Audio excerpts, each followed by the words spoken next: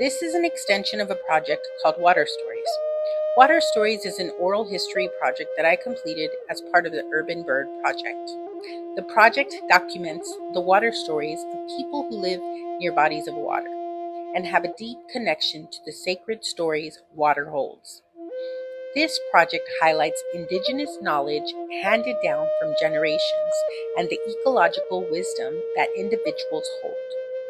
The project contains interviews with 5 women between the ages of 70 and 83. These women are matriarchs with Indigenous roots who have lived in San Antonio most of their lives.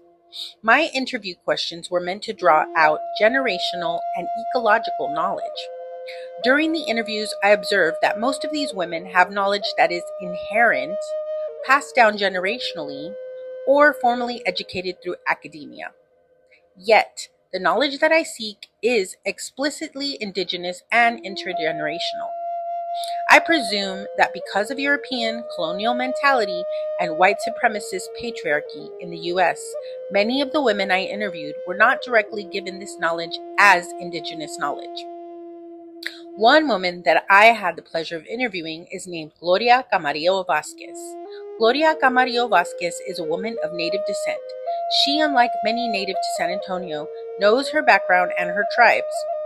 She is Huachichil from Mexico and Tapilam Hualhuitecan.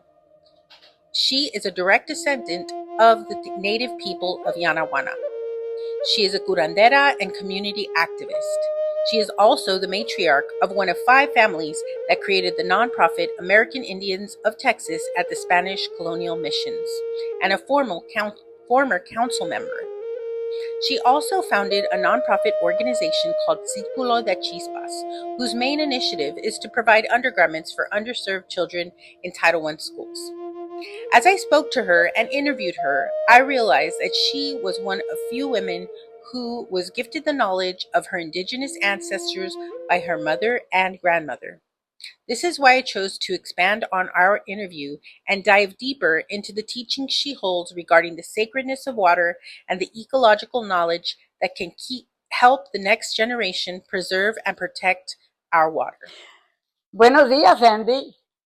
Bienvenida a mi casita Camarillo.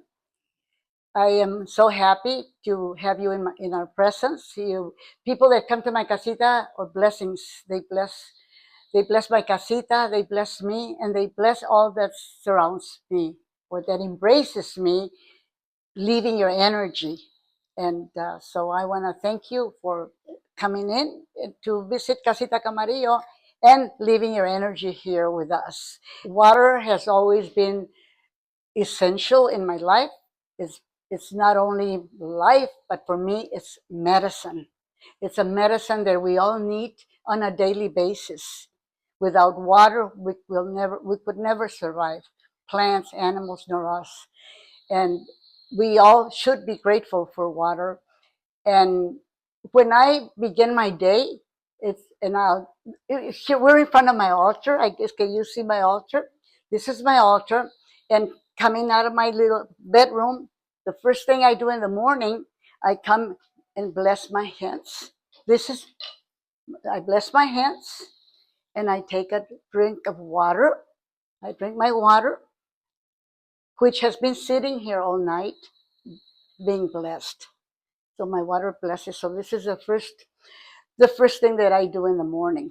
And of course, in addition to blessing myself, I give thanks first to the Creator and to my guides, who are my ancestors, my grandmothers, my grandfathers, and of course my brother who has passed. And these represents people that have passed on. My doggies too. I have my little an altar is also serves as prayers for my dogs, who I had them for about 16 years, and I still remember them and love them dearly. I have here, of course, medicine. I don't know if you're familiar with the peyote.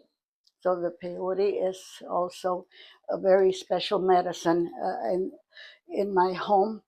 It blesses me. We have the more medicina, the copal, And of course, always light and offerings, the rocks are from my ancestors' homeland, Zacatecas.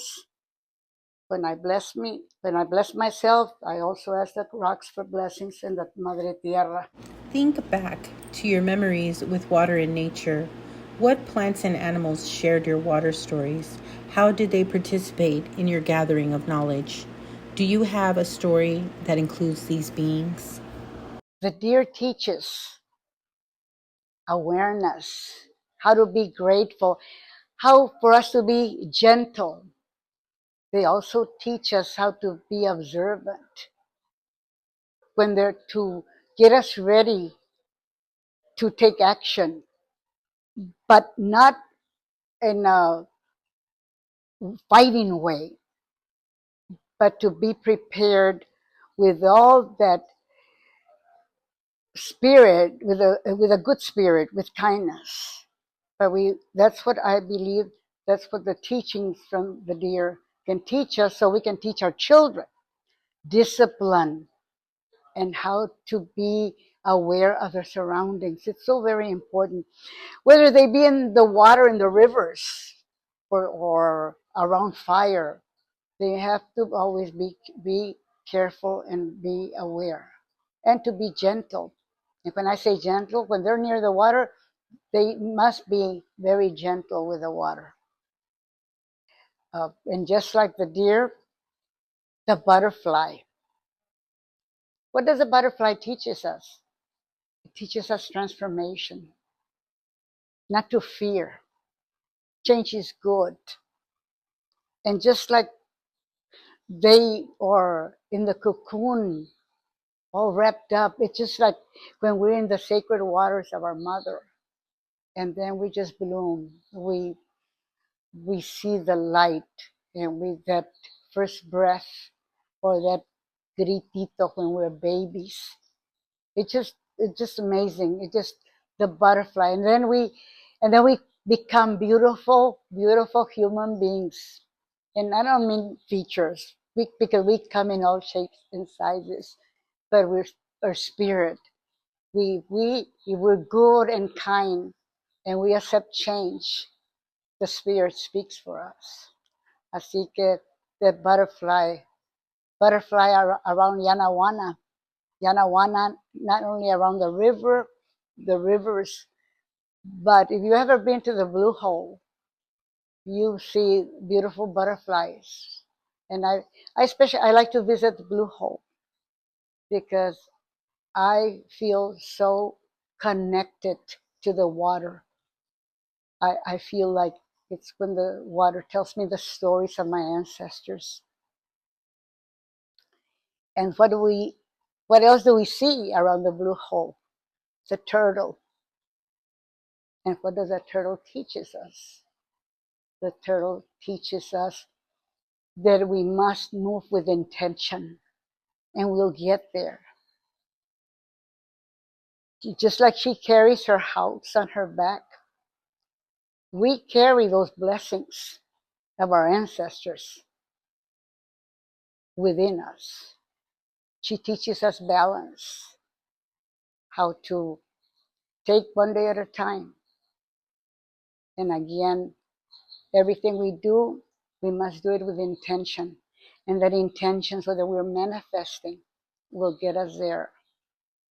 And to be near the water in the Blue Hole, it's just an amazing, beautiful place to set intentions, because that's where you feel connected to your ancestors. For over 20,000 years ago, we know that our ancestors have been praying there.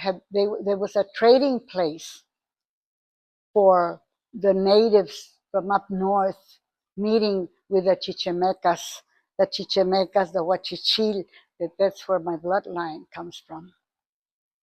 Así so que that the Blue Hole reminds me of my strength, of all that makes me, my experiences, my the beautiful life that I have lived, and all thanks to be around water, because water sustains us. The Blue Hole is a famous artesian spring, now occupied by the Sisters of Charity of the Incarnate Word. It is a sacred site of the Cualhuitecan Native American people who are indigenous to San Antonio. They called the springs Yanaguana. It is the site of their creation story. Así que around Yanaguana estaba un ojo de agua. Y el ojo de agua, like now, is we call it the blue hole. Pero en ese tiempo, the water bird, la angina, that's the water bird that we see all over, flying around Yanaguana. Así que one day, again, como un día como estos, andaba la angina buscando agua y se daba vueltas y vueltas, and then all of a sudden she looks down and she sees un ojo de agua, and she says, aquí tengo mucha sed. So she dips into the water y sale. Shh, la asustó una Blue Panther. The Blue Panther vivía allí en el ojo de agua, y cuando saltó la angina, droplets cayeron en la tierra, y esas droplets le dieron vida a los coahuiltecos. Y de ahí los coahuiltecos started cultivating, y de ahí vino las ardillitas, vinieron los venaditos, and now we call it the Blue Hole. Plants teach us how to get out of darkness. Okay, if you see this cacti right here, it's just so beautiful. And how does this plant teaches us how to get out of darkness? Look at her, how she sways towards light. And that is telling us that we too must always be seeking for the light, for this beautiful light that the Creator gives us. And, it just amazes me how every day the plants, continue to teach us, just as our animals that surround Yanaguana. Isn't that just a beautiful name, Yanaguana? It just gives you, and listen how I feel like the trees are talking to us right now. The beautiful wind. If something is destroyed, for example, una lumbre destroys a casita, if we all come together, we can build that casita again for our neighbor. We can build anything that the Creator teaches us how to work collectively. Así que I think we all need to be hormiguitas all the time and help each other, so we can make this a better world for us to continue living for the new generations. We all have water stories. If you have ever visited a lake, river, stream, or ocean, you have a water story.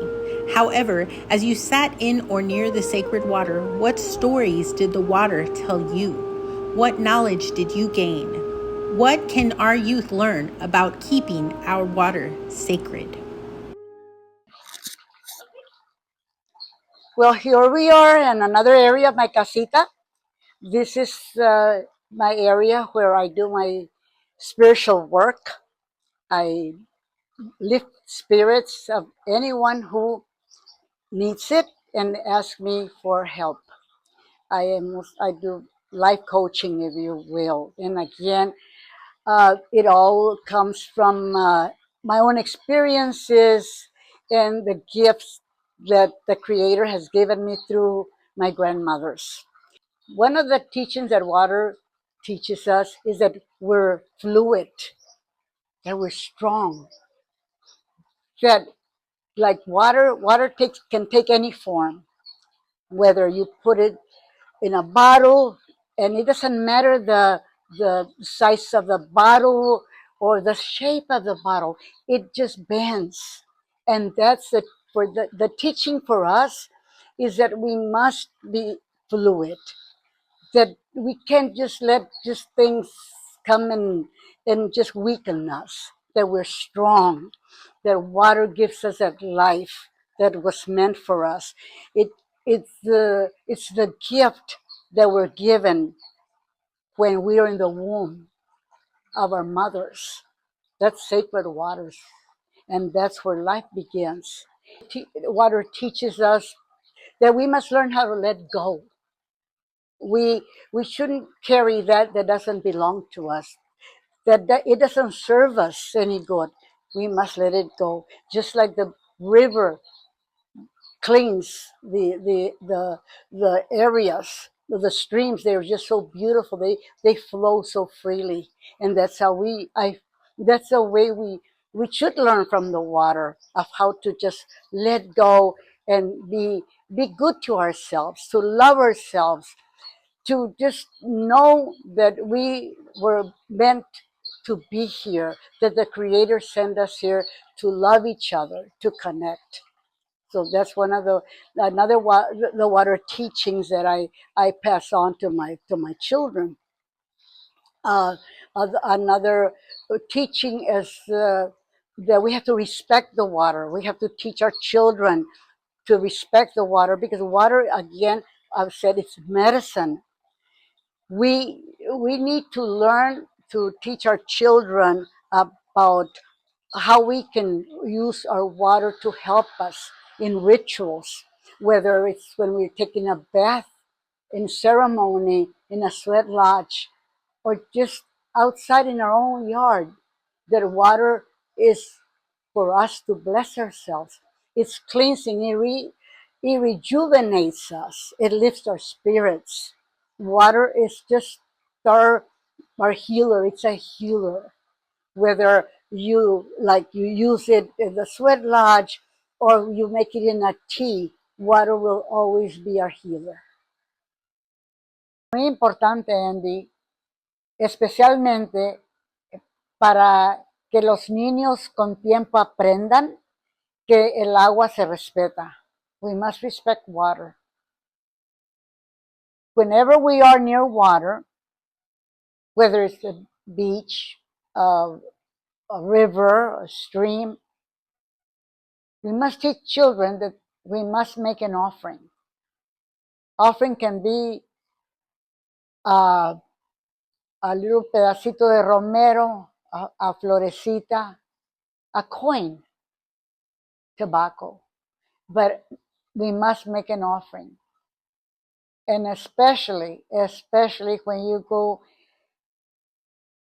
to, que aquí tejanos van todos al Gulf of Mexico, we must teach our children that we never go in facing the water. We don't challenge the water. We have to go in with respect. And how do we do that? We go in on our left-hand side first, offering our heart and letting our spirit guide us into Stella Maris, because she is our mother. Again, through the birth, we come from sacred waters. And we must always remember to make offerings to the water, and to thank the water, and to pray with the water. Those are teachings that I think are very important for our children to understand about water and life, and how it sustains us, and why we must give thanks for those blessings. And this is Mother Earth, that the four directions gives us all these blessings. The plants teaching us about that we are born and we die. And then, before I forget, that's another thing I wanted to talk to about teaching children about what the blessings with water. We use it in ceremony. We bless people when they're born, or babies when they're born, and when we're dying, the last thing we give is water to our loved one who is leaving this earth.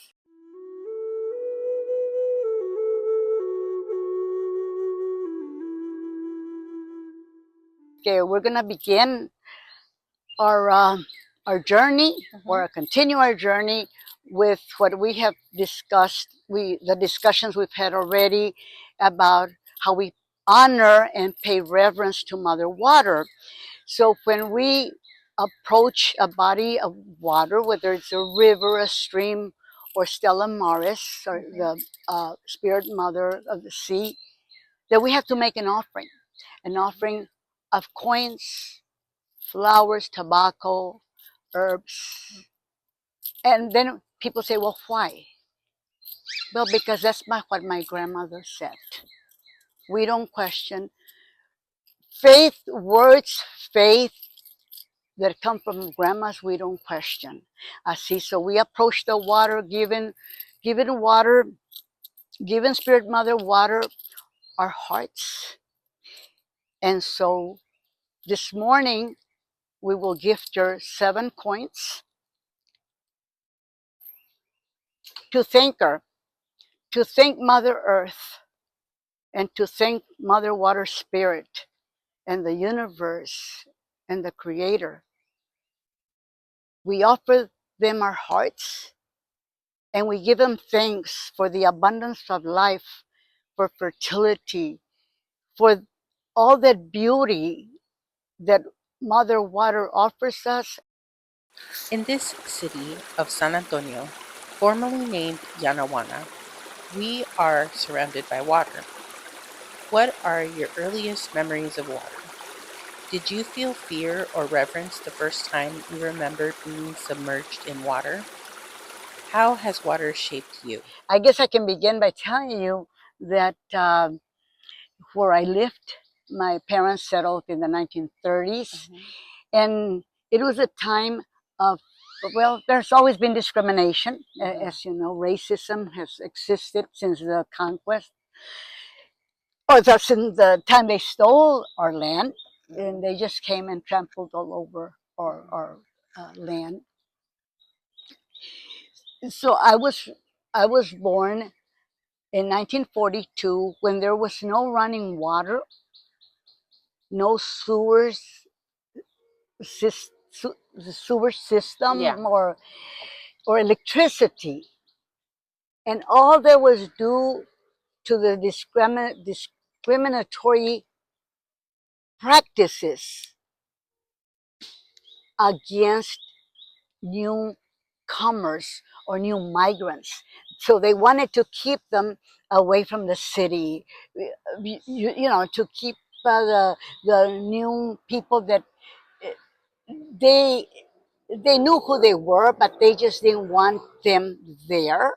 And they were being displaced by the ranchos. There was a lot other development that was beginning. So, and then World War II, and so my first memories was of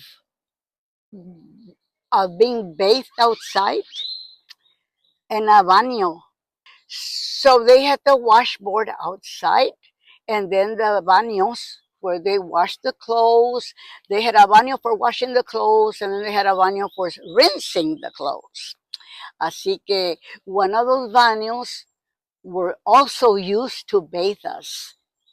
So the best part of all this was being bathed during the summer. Oh my God, imagine that fresh water, you know, and the tina, the baños, and it felt just so good. It felt like, you know, for me, if I can tell you that the best icing on a cake you ever tasted. That's how the water felt on me when I was little. It was just beautiful, and only the way your mama or your grandma gave you that bath was the softness of the water and their hands. It would just like feel like silk, you know.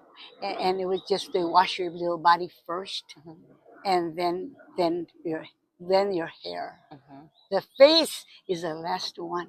Isn't it interesting? Because we have, I mean, that's how I bathe my babies. Yeah. That's how we learn. We learn from our ancestors. Then we had running water, but we still did not have indoor plumbing. So now we have showers. And the showers are built with a couple of 2x4s and lonas. Yeah, and we're very few. Not, I mean, there was running water, but then you had to pay to open the pipe to get the pipes into your home. Así que, yeah, it was not till the 50s that we had running water. Wow. Because I remember washing my face outside, you know, and but we managed to stay clean because, you know, us native people, indigenous people have loved water from the beginning of time. Going back to where your grandparents lived and my grandparents, their yards were meticulously clean. That I remember. We might have had a dirt road, you know, gravel. First it was dirt and then gravel. But then I remember it always being clean. Flowers, even the weeds were beautiful till this day. And I have my backyard, it looks like a rancho because I let all the weeds grow. All the flowers, whatever Mother Earth wants to give me and whatever Blessed Mother Spirit wants to give me, I accept it. So the water stories continue. Yes. I love rain. I love rain. A lot of people run. When it starts raining, a lot of people run for rain. The first thing I do, I receive the rain. I allow the rain to bless me. And I believe in it. I believe that all of the Creator's gifts to us, whether it be the breeze, the rain, fire, blesses us. And so a lot of people, I know, you know how a lot of people run every time rice rains? Que tontos. Yeah. You know, que tontos. Sin saber que, you know, that's the first blessing we received when our little body was developing, you know. Así que, and we have all been raised with the best our parents knew how. And it has worked for many of us. And for many of our children, it's still working. I can't speak for their children, but I can speak for mine. That it's still working. We were raised, but not by hugs, but it was much love for us was showing through actions, through the teachings of, you know, for us just being quiet and observing. How do we learn that? To this day, you know, I think it's just part of our genes. That's how we learn. That they didn't have to scold us. I don't remember being scolded. Well, maybe once or twice, but you know, we just learn to learn. Does that make sense? Yeah. That's interesting that I'm saying this because, right? I mean, and then what's interesting that there was also fear. Part of the raising us was with fear and love, but love through actions, not through hugs. But one of the stories of that I remember of fear and love was that tienes que tener mucho cuidado de no echar mentiras y hacerle caso a tu papá y a tu mamá. Porque mira, ves la luna, and then you know, and you're listening, and you look up at the moon. Ahí están dos niños. ¿Ves la niña y el niño? And all of a sudden you start seeing the niño and the niña. Start seeing a little boy and a little girl in the moon. Well, they're there because they talked back to their mother. So the moon had to take them. And they never saw their mother again. But they will see their mother again one day, because that's a gift that they'll receive. They might have been incorrigible, but they're still God's children, and the Creator will give them back their mama. So be nice. A lot of the teachings that took place with us, that was through faith, and not so much through like a Catholic teachings, although they were Catholics. But the first teachings were, I call them my astronomers ancestors, because all they first started teaching us about Father Son, because the Huachichil, if you know, you come from a Huachichil familia, they reverence the Creator's gifts, the moon, the sun, the universe, in this Father Sky, and then of course Mother Earth. Así, so their stories of keeping us on a straight line were like, one of them was like the story of the two little children in the moon. Because at night, San Antonio, nowadays, I don't know if anyone can see it. You have to be really out in the country to see the beauty of the night. But in our neighborhood, in the barrios, in the West Side colonias, when I was little, there was beauty, because you could see, I don't know, millions of stars, and then the beautiful moon. Like we had a cot outside, and that's where my father would teach us about the stars and the moon, and that's how I learned how to count, because I started counting stars. Wow. And of course, and prayer.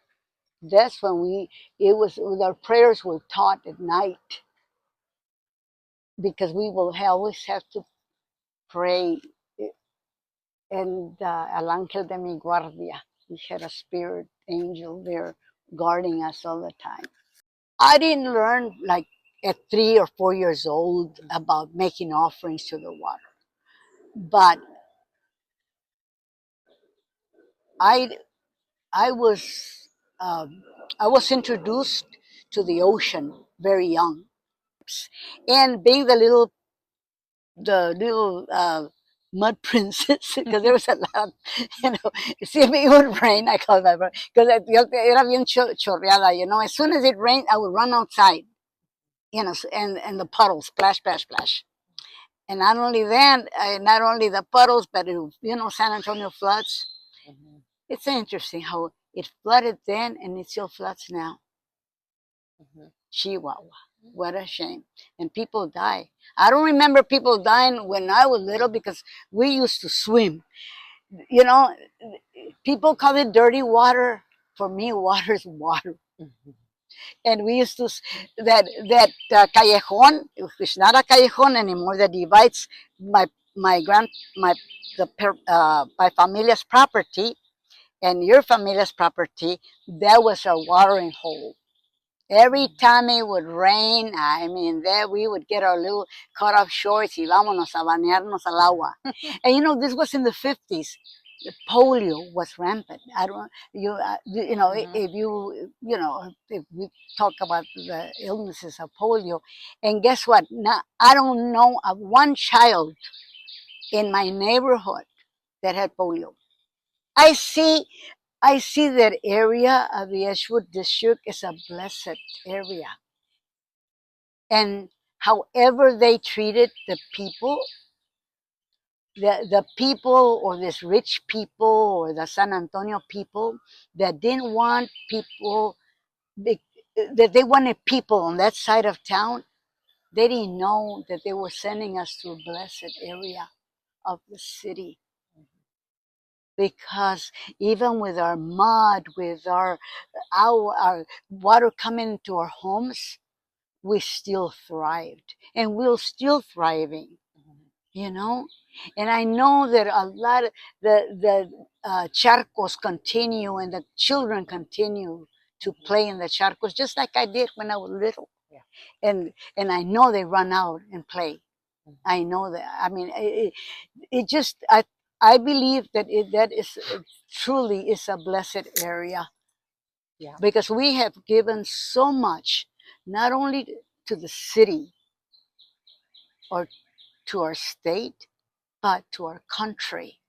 All those muchachitos y muchachitas that went out and played in the rain in those mud puddles, and that even water got into their homes, they gave their life for this country during the Vietnam War. And you know, I still say my area, my Yes. district, because that's who I am. Yeah. I might live in the Monte Vista area, close to downtown, but I'm still that. My spirit is a barrio spirit. Yes. Yeah. And it's just, I cannot tell you enough about all that the beauty that I carry in, you know, in my heart and in myself. That even this accent, while other people speak like the gabachos or the gringos, I have never let go of that accent, because it's the reminder of me of who I am. Yes. The spirit reminds me, but when I'm in with other people, it's the accent that I want people to know. Yes.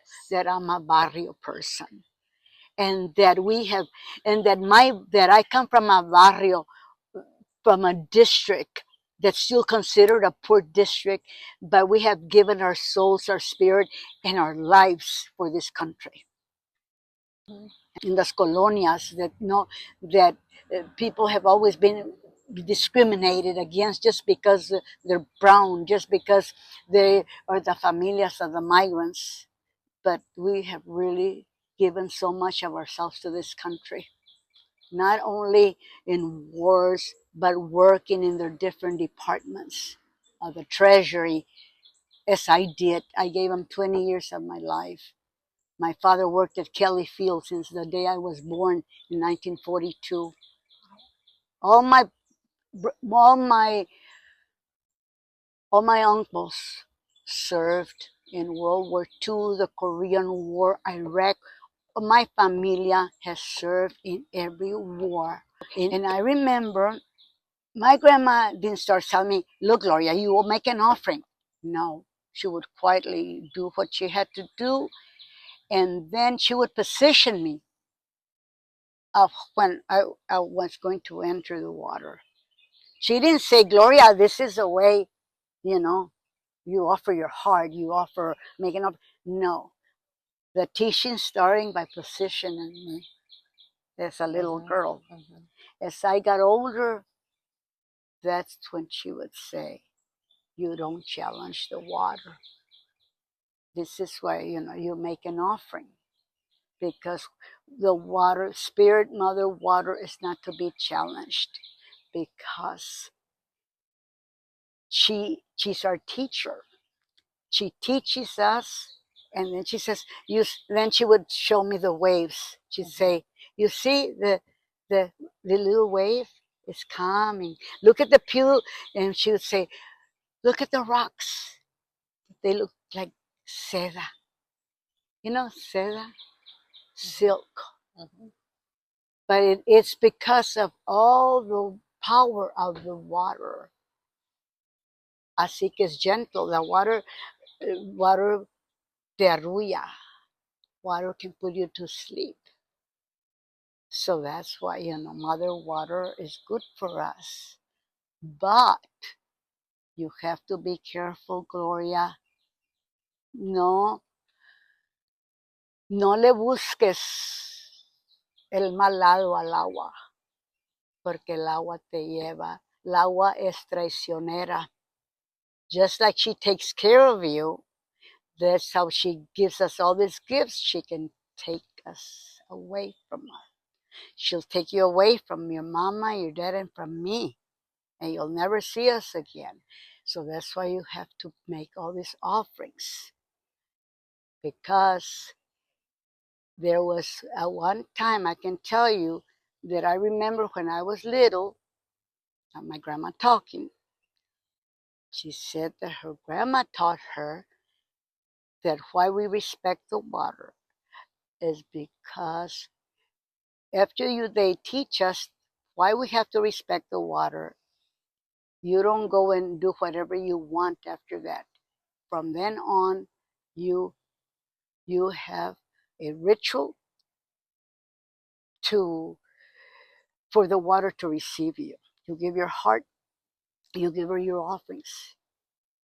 Porque cuando decía mi abuelita, cuando yo era una muchachita, mi abuelita me platicó de que una niña, ya después que la abuelita le enseñó el ritual, after the grandma taught the little girl how to go into the water, how to give of herself to the water, she just jumped in without the abuelita watching her, the little girl. She jumps into the water, and little by little she walks in having a good time, and all of a sudden there comes this wave y se la llevó. La ola, así que la ola vino y se la llevó a la niña. La niña jamás regresó. Ahora, cuando oyes las olas, si pones atención, oyes los gritos de la niña que se la llevó el agua por no hacer caso a la abuelita. That was the abuelita story of the abuelita. Isn't it interesting? Told by the abuelita. All by the abuelitas. Now, Yes. let me, and going to the abuelita stories, you never ask why. You know, nunca. And to this day, when I have my own way of doing things, by faith, my prayers, my kids stopped asking me why when I was doing my teachings to them. Because the only answer I have and to this day that I'm 83 years old, someone will ask me if I'm sharing a story or a ritual, they ask, oh, why I'm doing it this way. I will say, don't, because my grandma said so. And that's the only answer I have for you, because my grandmother said so. Why don't I put my purse on the floor or just maltratar my purse? Because my grandma said so. I have no other explanation. But you know, honey, that the water stories, you know, we can we can sit here and talk about the water all the time, but just think of all that it gives us. Yeah. You know, I like to think like that. You know, the rain is like I guess a teardrop. You know, you have your tear. The rain falls. Makes rivers, and the rivers make the sea, and then it goes back to the sky, and then it comes back. And you know those tears that you and I shared yesterday? Those are tears of the sea. Yeah. It's our gift to us.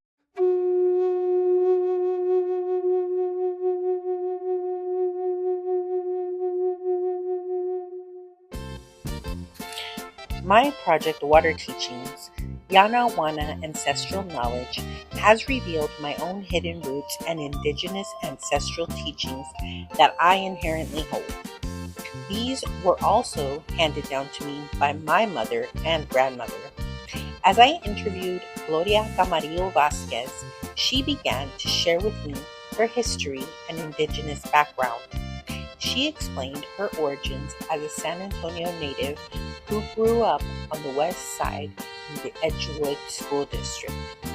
She began to elaborate more about her childhood home and neighborhood. We were pleasantly surprised to find out that she grew up on the same street as my father. Her tia and cousins were practically next-door neighbors to my father and our family. She and her siblings and parents lived in a complex of homes on the next block. We were so excited to make that connection, we decided to go back to the neighborhood and take a drive down the street they grew up on.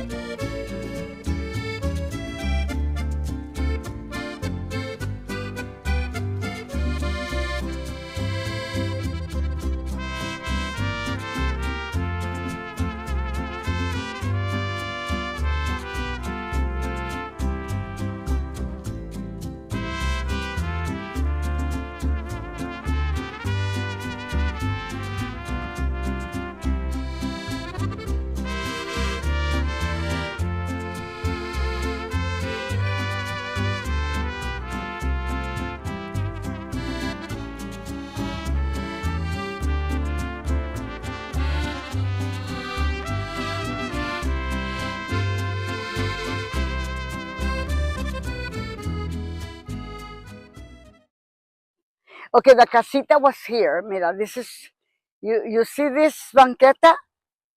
Oh, there was the entrance right here, honey. That was the entrance into the casita where I was born. It was a great casita, and it was built like a train, and straight back.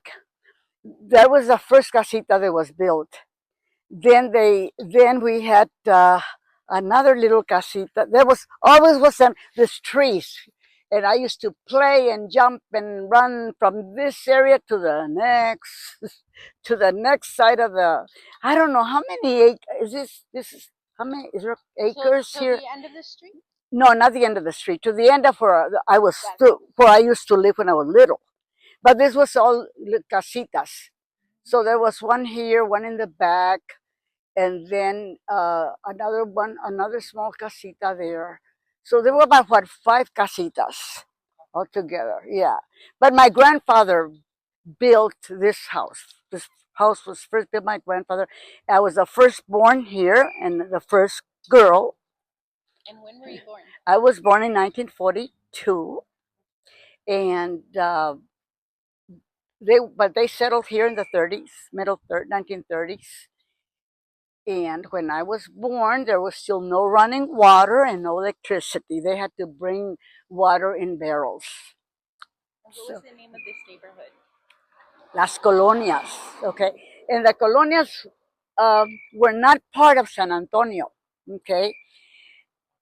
This was an area where the people that were migrating, they didn't want them downtown, so they were just being pushed to the county, to part of the of the county. So this was Bexar County. It didn't become San Antonio till early 50s, if I'm not mistaken. We can check that out. But yeah, that's what it was. It was called Las Colonias, and all these people that were here were coming in from Mexico, migrants that were settling in San Antonio, or they had already been in San Antonio but working in the ranchos. So the ranchos now they're finding jobs in Kelly Field. Remember during the war? So that's when they start finding they're going off to war. They're working for the government, and even the women. I had one of my. They were my tias were part also of the pecan shellers. You've heard of? Am I pronouncing that right? Yeah, and they were all part of the strike. They were also working. That's where they were finding jobs because their husbands were going off to war. And so, and let's see here, what else can I tell you about this? So this was a compound, and we just a lot of kids after me were born here, a lot of the children. And as you can see, because of all the families that were here, my friends were my cousins. So it was really beautiful. Since I was very little, uh, I I observed and learned that we did everything in circles. And what I mean we did in circles, we played in circles. But the I'm I learned that, or we learned that from the elders, the tios. Remember, this is a compound, so for sure Sundays, that's the day of relaxing. We went to church, but what you would always find here is a circle of men. They would build a bonfire, and they would just laugh. You could just hear them laughing.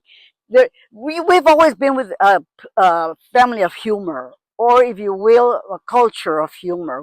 We laugh when we die, and we laugh when we're born, and we just keep laughing. I get, so yeah, and so the men had their own circles of they would build their bonfire, and they would just talk, and and sometimes that's what I remember. But later the circles became playing poker and drinking beer. So it was a festival for them. All Sunday it was a festival. So that's what I remember. But I also remember the women, my grandmothers, when it was during the Cuaresma, when you're ready for all the nopalitos or on the pastas, we would go take the baños, the tin cans. We would go into well, this was a country, but this furthermore is the Moor country. So that's where we would go harvest nopalitos. And then we would all pitch in and have the baños full of nopales. And then we would come here and clean them. And again, a circle and tell stories as they're cleaning nopales, and they're teaching us, the little ones, how to.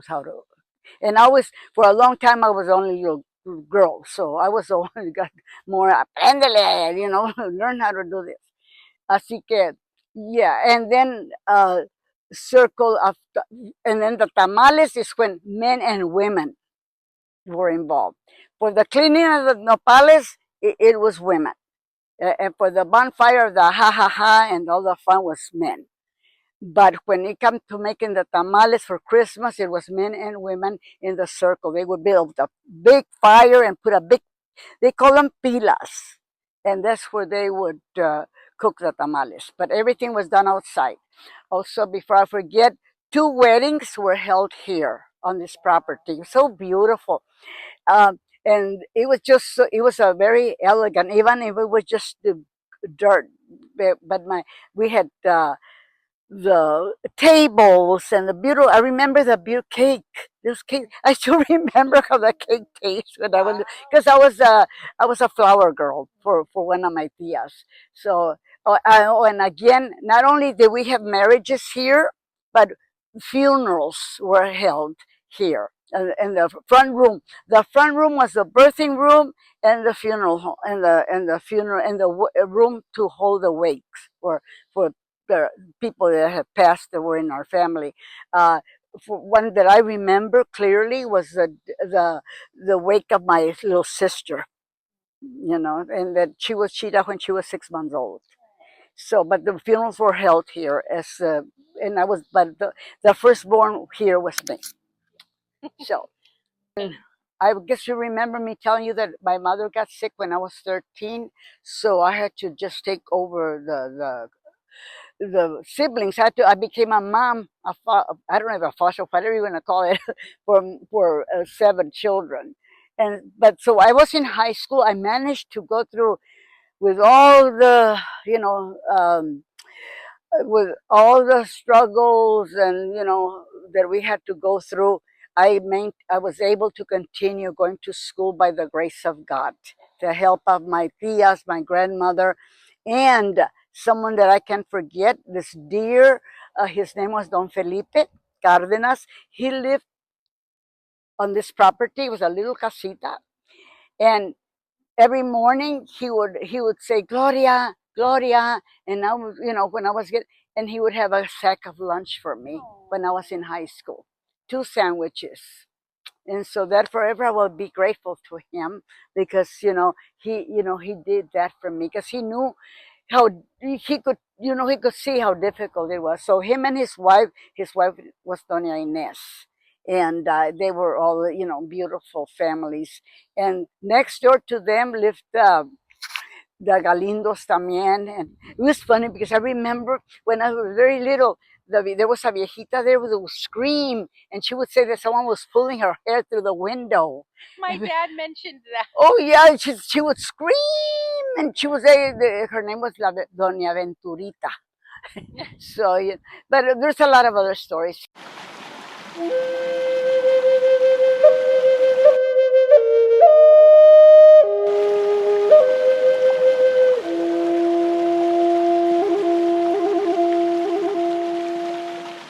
They're fucking empty. Oh, no, leave the bucket there.